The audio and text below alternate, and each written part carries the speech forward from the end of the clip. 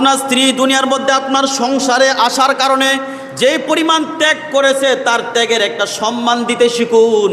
কি পরিমাণ ত্যাগ করেছে, কি পরিমাণ ত্যাগ করেছে আপনি নিজের বিবেককে একবার প্রশ্ন করে দেখেন। যে মেয়েটা আপনার ঘরে বিবি হয়ে আসলো, এই মেয়েটা কারো না কারো কন্যা সন্তান ছিল, কথা বলেন ঠিক কিনা? দুনিয়ার মধ্যে কারো না কারো আদরের কোনো বোন ছিল। দুনিয়ার মধ্যে এমন একজন বাবার ঘরে ছিল যেখানে তার কোনো হয়তো কষ্ট ছিল না, বড় আদরের সম্মানের জায়গা ছিল। বাবাকে যখন বাবা বলে ডাক দিত, অনেক বাবা এমন আছে সন্তানের জন্য মনে হয় কলেজাটাই ছিঁড়ে দিয়ে দিবে।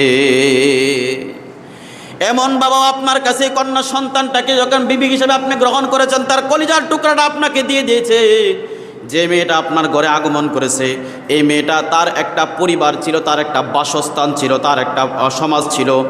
তার সমাজটা ছাড়লো আপনার জন্য, তার পরিবার ছাড়লো আপনার জন্য। তার যে একটা সুন্দর পরিবার ছিল এটা ছেড়ে আসলো, বাবা মাকে ছাড়লো আপনার জন্য, ভাই বন্ধুকে ছাড়লো আপনার জন্য।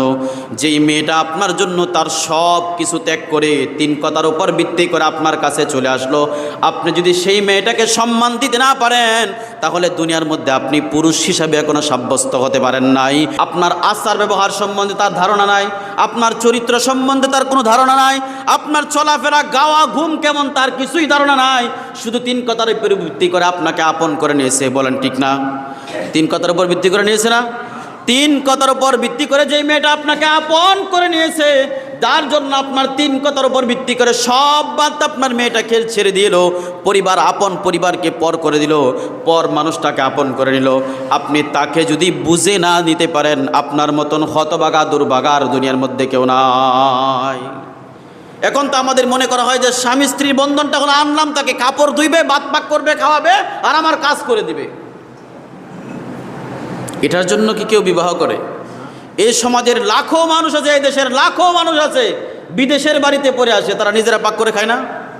আরে খাচ্ছে না? তাহলে পুরুষ এ দেশের মধ্যে যদি নারী না আসতো তারা পাক করে খাইতো না? তাহলে পাক করার জন্য মেয়ে আনতে হবে কেন? আপনার তো একজন সহপাঠী দরকার ছিল। আল্লাহ আপনার জন্য একজন সঙ্গী দিয়েছেন, আপনি তাকে সঙ্গিনী মনে করেন, সহপাঠী মনে করেন, তাহলে তার ভুল চর্চা করার মতন সুযোগ নাই, তার ভুল সংশোধনের জন্য যে প্রয়োজন।